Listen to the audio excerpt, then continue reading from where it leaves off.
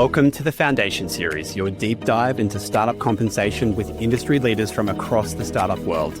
Join me, Matt McFarlane, a people operations leader turned compensation specialist, as we uncover the strategies and practices driving success in tech startups around the world. Hear insights from heads of people, founders, and experts as we explore how to build robust compensation frameworks that not only fuel growth and retention, but do so in the dynamic startup environment that we all know and love. Let's get into it.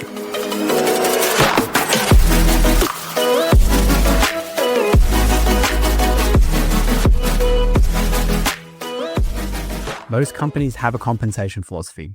Few of them are useful. In this episode, we break down how to design a comp philosophy that's clear, consistent, and actually helps you hire and retain the people you want. Aubrey, it's so great to have you here on the Foundation Series. Thank you for joining me. You're obviously an incredibly prominent voice on LinkedIn for a range of different things. I know I have really thoroughly enjoyed, reading and engaging with your content. So it's a real pleasure to have you on the podcast. I'd love for you to spend a minute introducing yourself for those who maybe aren't as deeply familiar with you as I am. Hey, everyone. If you haven't heard my digital soapbox, LinkedIn is kind of where I store all my unsolicited opinions. I am Aubrey Blanche-Serellano, and I'm the founder of a company called the MathPath. But what I really focus on is helping organizations build and scale equitable people and culture initiatives, as well as responsible AI. So think of me as someone who can kind of operationalize ethics within the context of business. But I'm so excited to be here because one of the things that I'm most proud of is the work that I've done around pay equity at Culture Amp. So I was a VP at Culture Amp most recently, where we were able last year to report the smallest gender pay gap of our peers at companies. So I like to say we fucking won justice, which feels like the best win you could possibly ever have, which probably tells you a lot about me. All right, Aubrey, we're diving into it. It's we're going to talk about everything compensation philosophy this episode. You know, I think in my experience, a lot of companies either don't have them, or if they do, they're kind of this thing hidden in the back room. Let's talk about why they suck, and where do companies often go wrong in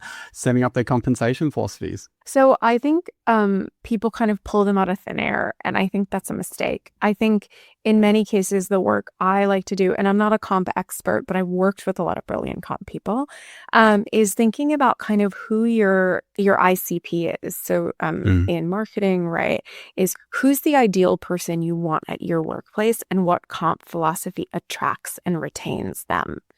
So I've talked about this. I've worked at I've only ever worked at really mission and values aligned organizations. So I've gotten a lot of practice at this. And so I've been at companies where they did provide quite low base pay, but the equity allocation was high because they said, we want you to take a big chunk of ownership. I've also been at a company where it said, we don't want comp to be the reason you come, and we don't want it to be the reason you leave. And so we want it to be sufficient and good, but we are not optimizing for someone who's picking the company just because of the compensation package. We want it to feel attractive and fair, but we want to create space for something like mission alignment or values to be the reason that someone opts in. So that would be my first thing, is know who you're trying to attract before you set the rules of your comp philosophy. Yeah, I couldn't agree more. It's, there's really two things I always try to help companies identify when they're looking at their comp philosophy. And first and foremost is exactly like you said, what's our talent strategy? What are the skills we need, and kind of who do they exist in that we need to try and hire or bring into the business? And secondly, like, what are some of the ways that we think pay fundamentally needs to show up in the business? What are the sort of principles that we think about? And then really from there, it's okay, how can we build some practices that can underpin that, can support it? How transparent do you think companies should be? And I suspect I know which way you're going to go on this, but how transparent do you think companies should be on their comp philosophy, but in particular around the trade-offs? Because I think the entire world of compensation is built on compromise. So talk to me about what role you think, or how you think comp should show up in that sense.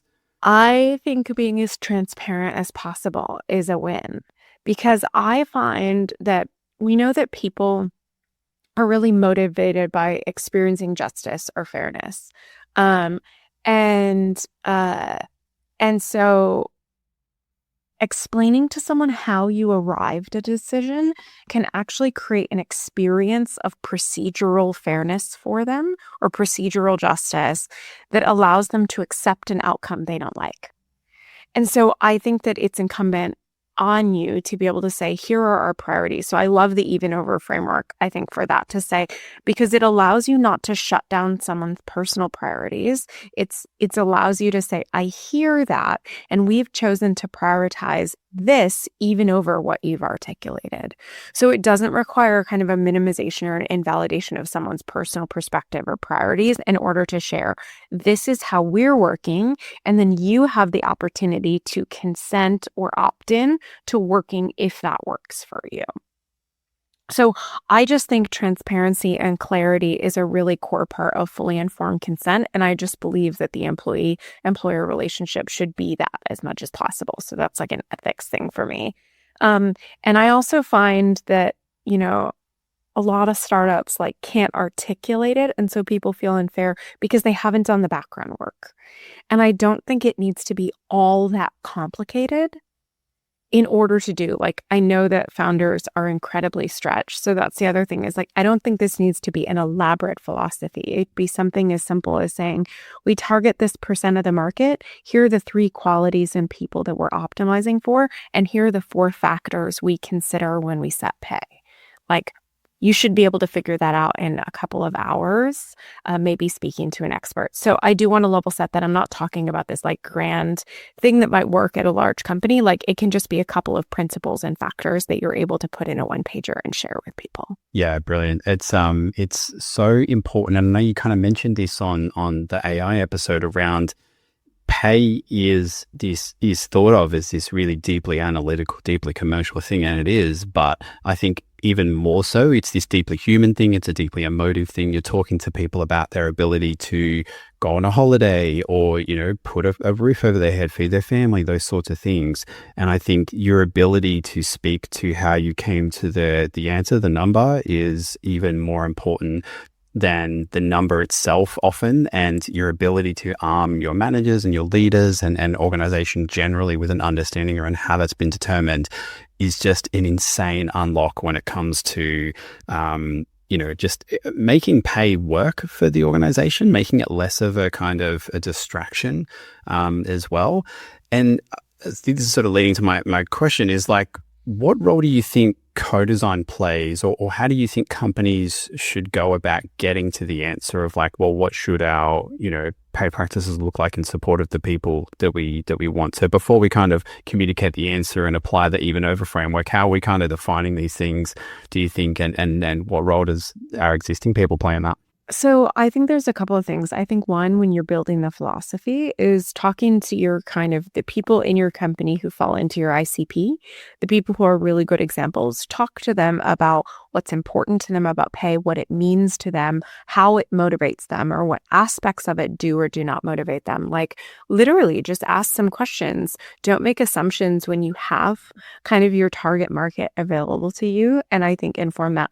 I don't necessarily think you give the average employee a veto on your philosophy. So I don't think that you can build a comp philosophy by committee because it's too spicy. Someone has to be willing to take accountability for owning the hard trade-offs that are required to build something that works.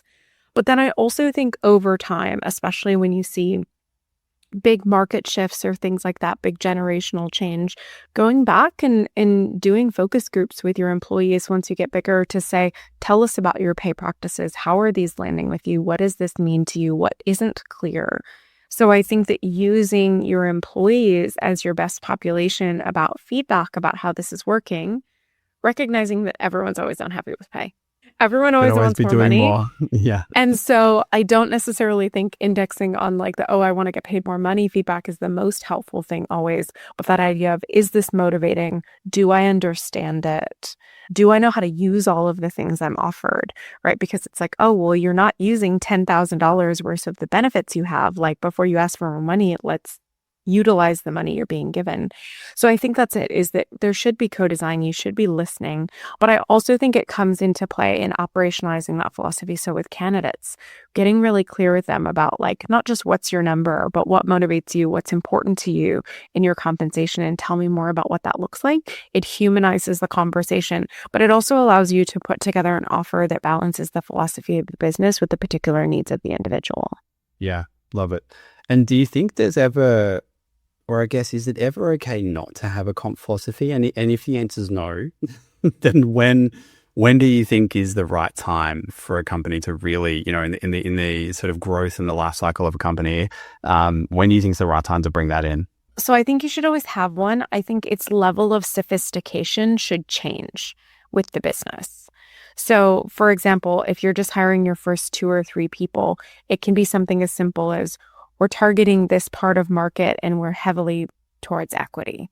Okay, great. That's your philosophy. It's not complicated, but you're not just making a number up either. Like, I don't think you should ever make a comp number up or just go, that's what this person wants, therefore I'm giving it to them.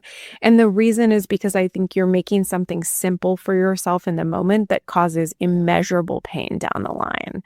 And so, because I always talk about with scaling businesses, you need to be really disciplined about the 2-way versus 1-way door decisions. And giving someone a pay package is a 1-way door. Like, you cannot cut it later, no matter how bad it messes up everything in the future. And so you need to just have a little bit of principle around why you're doing something, so that it'll scale later. But again, if you're at 100 people, your comp philosophy needs to be more sophisticated than if you're at 3. Yeah, I couldn't agree more. All right. Bringing this one to a close, if a head of people listening to this is wanting to get started on their journey of really building a great comp philosophy, I'm particularly interested in the comp principle side of things. What's one question you would arm them with to help them have that conversation with their exec team around how we think pay should show up in the organization? I would ask the exec, what question would you be embarrassed to answer about our comp? And the reason I think that's useful is because it will tell you what they won't tolerate, right? Because the idea is nothing about your comp philosophy should you be ashamed to admit. And so if there is something about it or there's a possibility of something, you can design against that as the worst case. I think it's obvious, what do you want? What do you care about? But that, like, what would you be embarrassed to admit if it were true, so we can make sure we don't get to that outcome. I love it. I feel like there'd be so much to unpack in that kind of it'd be that like question. the I'm adding it to my combo. repertoire. I was going to say, I love asking questions like that because I think it's so visceral. You get really good data out of it. Yeah. Oh, 100%. And I think people kind of reflect, I think, as well. Like, I immediately found myself reflecting on the sort of pay experiences I've had. And I'm like, gosh, what have been the ones where I've just been like, oh, where have I been really uncomfortable to answer this because it's just not been done well. And I think it forces that, which is awesome. Totally. All right. Amazing. Now I can't wait for people to come tell me what's come out when they've asked it. Yes, please share the answers that you've received. We will anonymize them. I look forward to hearing all about them. Well, thank you so much for joining us, and thank you for helping us to make comp philosophies that don't suck. I appreciate it. Oh my gosh, I'm so glad to be here. I feel like you do such incredible work, so I feel super honored to be in your company.